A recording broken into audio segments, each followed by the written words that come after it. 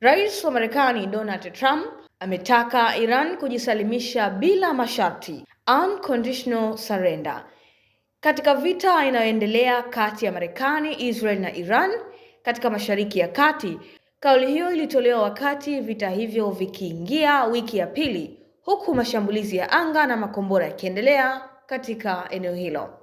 Trump aliandika katika mtandao wake wa kijamii kwamba hakutakuwa na makubaliano yoyote na Iran isipokuwa kujisalimisha bila masharti. Kauli hiyo ilionyesha msimamo mkali wa Marekani kwamba mazungumzo au msaada wowote kwa Iran yatawezekana tu baada ya serikali ya Tehran kukubali kushindwa katika vita. Kwa mujibu wa taarifa ya vyombo vya habari vya kimataifa, Trump pia amesema baada ya Iran kujisalimisha, Marekani na washirika wake wanaweza kusaidia kujenga upya uchumi wa nchi hiyo na kushiriki katika mchakato wa kuchagua uongozi mpya wa Iran.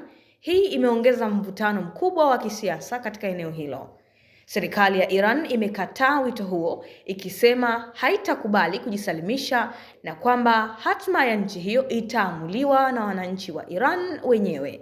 Viongozi wa Iran wamesema shinikizo hilo ni jaribio la kuingilia uhuru wa taifa hilo.